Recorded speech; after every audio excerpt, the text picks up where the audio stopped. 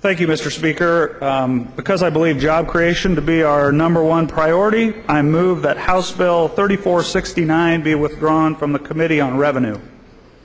Bro, how do you vote? Votes no. Thank you. Representative Berger, how do you vote? Berger votes aye.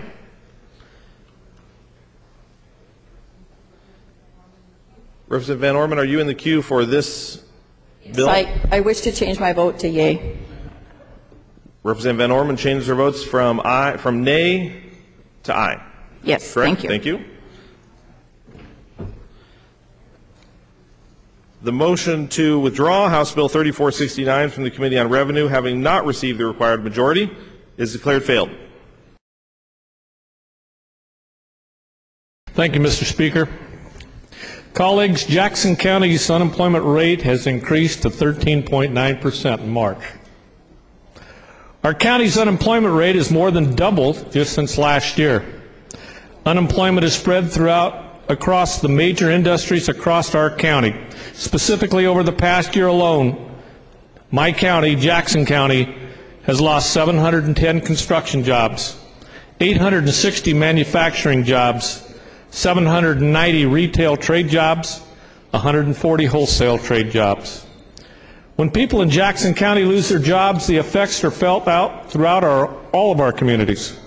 This is the worst unemployment Jackson County has seen in nearly 2 decades, and we have been told to expect even more job losses. Jackson County is one of the highest unemployed rates in a state with the second highest unemployment rate in the nation. Colleagues, this is unacceptable. It is unacceptable that we, as Oregonians, lose their jobs. The legislature, us, has done little to help business survive this recession and create new family jobs. We have spent countless hours debating policy issues such as puppy mills and snacks in machines and teachers' lounges. We are considering billions in taxes and fees. Today, we passed a bill that would make it more expensive just to die in Oregon. Meanwhile, several beneficial job creation bills have been allowed to die this session. Today, the House voted to keep a bill in committee that would have provided tax relief to low-income Oregonians and working families. House Bill 3469 would have created nearly 20,000 jobs, yet the bill will remain in committee. There is also the Main Street Incentive Plan, which at a reasonable cost to the state would have encouraged home and business owners to stimulate the economy by improving their properties. House Bill 3095 would have created about 6,000 new jobs, but the bill didn't get more than a courtesy hearing. Colleagues, until the legislature decides to address this economy and consider new ways to create jobs, we are going to consider seeing higher unemployment in Jackson County and throughout this state as a whole. I ask this body to come forward, step up to the plate, and let's get industry and people back to work.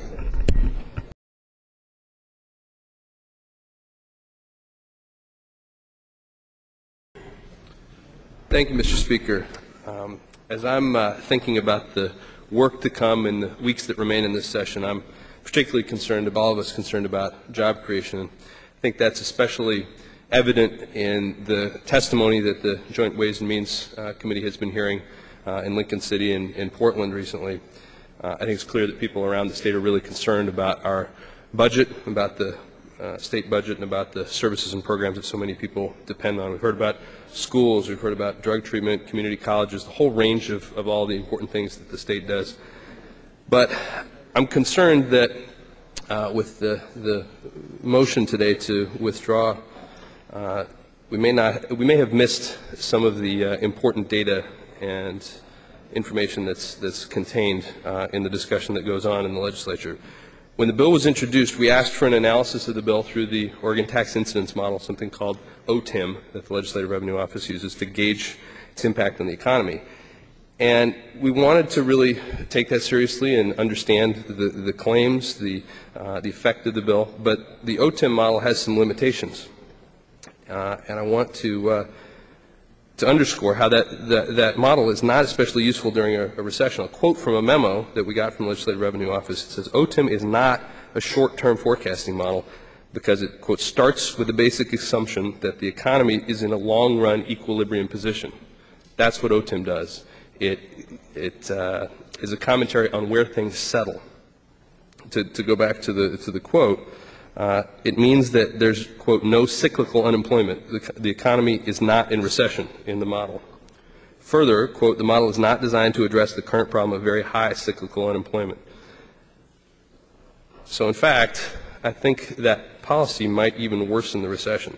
The State Revenue Office, again, in a memo says, quote, in a short-term recessionary environment, tax reductions increase the size of the state budget gap, putting further downward pressure on state services. In the short term, this can exacerbate the problem on insufficient demand in the state economy, end quote. I think it's clear that job creation is all of our top priority, but I think we can do more to stimulate job growth by investing in our infrastructure, providing the short-term benefit of jobs and the long-term benefit to our state for decades to come. It's reckless tax cuts. Those that got us into this mess are not the way to go in the future. Thank you, Mr. Speaker.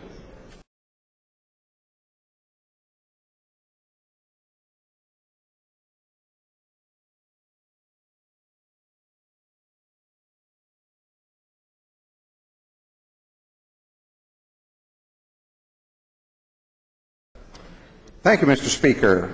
I wanted to simply note that both the bill that was attempted to be withdrawn today and the other bill mentioned by the member from Medford would have significant impacts in two areas. And the representative from Beaverton covered some of those. I want to talk about a little bit of the others. The most important thing that the House and the legislature can do in terms of sustaining and improving the economy is to maintain the basic services that the state provides. Believe it or not, almost all of those basic services are spelled J-O-B-S. When we cut basic services, we cut jobs. When we maintain basic services, we maintain jobs. And that's a key.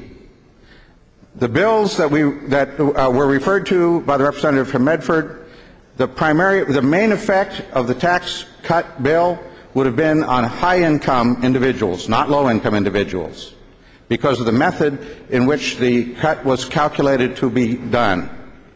That's the reality of the way this kind of situation works when you do it that way. The other bill would allow for tax cuts for individuals doing things such as building swimming pools, as was testified to in one of the committees that heard this bill. I think that it's important for us to generate jobs, but the best way for us to do that is to maintain the basic services that Oregonians need, that we pay for through our budget, not cutting taxes on high-income individuals. Thank you, Mr. Speaker. Further remonstrances? Representative Hanna. Thank you, Mr. Speaker. I'd just like to take this opportunity to stand up and speak for the 260,000 plus Oregonians who are out of work, including those who might run a backhoe that dig, among other things, swimming pool holes, including those who might have a pool cleaning business that for years and years would have the job of cleaning and maintaining the pool that may have been built, including those that a bill which was mentioned would support sustainable energy projects within our state, and for those who came to testify on the bill that has been mentioned who were not allowed to give that testimony, including a vice president of Solar World, one of the preeminent solar delivery systems within the state of Oregon. Many reasons can be given for not supporting job growth. But let's look in the face of the Oregonians who don't have the job when we do that, because they are the ones in need.